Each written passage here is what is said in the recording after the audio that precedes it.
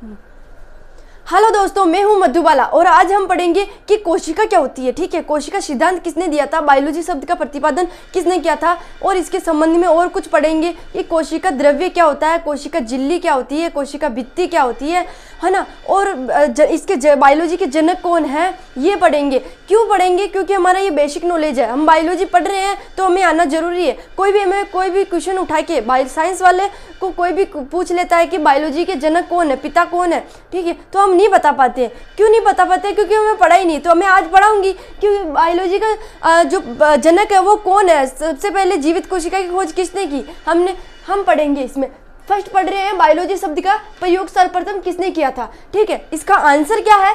Lamarck व ट्रिवेरेनस। ठीक है, इसका आंसर ट्रिवेरेनस, लेमार्क ट्रिवेरेनस है इसके आंसर। ठीक है, अब हम पढ़ेंगे कि बायोलॉजी शब्द, ठीक है, बायोलॉजी शब्द का प्रतिपादन तो इन्होंने किया। अब अरस्तु ने क्या किया? बायोलॉजी के जनक कौन है, पिता कौन है बायोलॉजी के? तो अरस्तु है। ठीक है, जनक, हमें जनक पूछ ले तो हम बताएंगे जनक कौन है। हमें पूछ ले कि बायोलॉजी के जनक कौन है, जनक कौन है, पिता कौन है, तो अरस्तु है। कैरोलस लिनियस क्या है? कैरोलस लिनियस ने बायोलॉजी का वर्गीकरण किया। ठीक है, वर्गीकरण किया।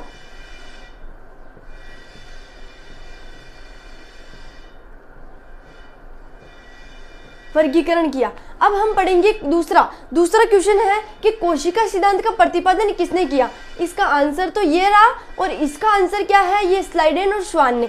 ठीक है, कोशिका सिद्धांत का प्रतिपादन यानी सेल थ्योरी किसने दी थी? तो हम याद रखेंगे स्लाइडेन व श्वान ने। ठीक, अब हम पढ़ेंगे रोबर्ट हुक ने क्या किया था। रोबर्ट हुक ने सर्वप्रथम कोशिका की खोज की, सर्वप्रथम कोशिका की यानी सेल की खोज की, कोशिका की खोज की।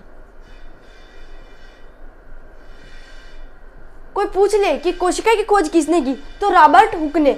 ल्यूवेनहोक ने क्या किया था? कहने का मतलब कोशिका सिद्धांत का प्रतिपादन तो स्लाइडेन श्वान ने दिया, और रॉबर्ट हुक ने सेल की खोज की यानी कोशिका की खोज की। अब ल्यूवेनहोक ने जीवित कोशिका की खोज की, जीवित कोशिका की खोज की। अब हम पढ़ेंगे जीव द्रव्य यानी प्रोटोप्लाज्म। प्रोटोप्लाज्म के संबंध में कौन सा कथन असत्य है, यानी कहने का मतलब जीव द्रव्य के अंदर कौन सा वाक्य गलत है, कौन नहीं पाया जाता इसके अंदर, ये पूछने की कोशिश कर रहा है। जीव द्रव्य होता क्या है? एक तरह से जीव द्रव्य पहले समझते, एकदम बेसिक नॉलेज से पढ़ेंगे कि ये है केंद्रक। ठीक है, ये है केंद्रक। अब इसके अंदर ये हो गया न्यूक्लियस। अब यहाँ पे क्या होता है? जीव द्रव्य होता है, जीव द्रव्य भरा रहता है। ये क्या है? केंद्रक,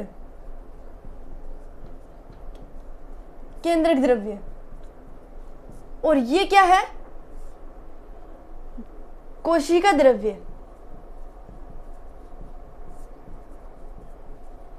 कोशिका द्रव्य। ठीक है, कोशिका द्रव्य और जीव केंद्रक द्रव्य के मिलने से जीव द्रव्य बनता है, जीव द्रव्य बनता है। कौन कौन उपस्थित होता है जीव द्रव्य में, यानी प्रोटोप्लाज्म,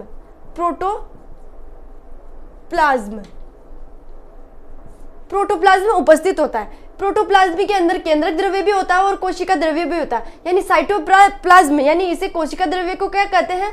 साइटोप्लाज्म। और केंद्रक द्रव्य को क्या कहते हैं? न्यूक्लियस प्लाज्म, है ना, न्यूक्लियोप्लाज्म।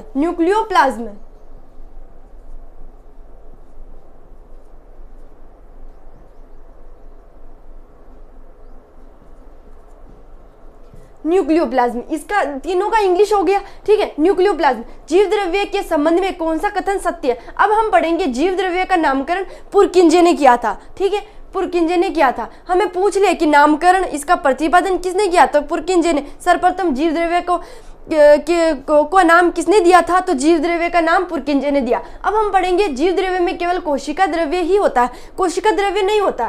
क्यों नहीं होता? क्यों? ये कथन गलत है। ठीक है, क्यों गलत है? क्योंकि इसमें कोशिका द्रव्य भी है और केंद्रक द्रव्य भी है। अब ये कह रहा है कि जीव द्रव्य में केवल कोशिका द्रव्य होता है, तो ये कथन तो गलत है। अब हम पढ़ेंगे जीव द्रव्य में सभी जैविक क्रियाएं होती है। ये राइट है, सही है, इसका आंसर भी, इसका भी सही है।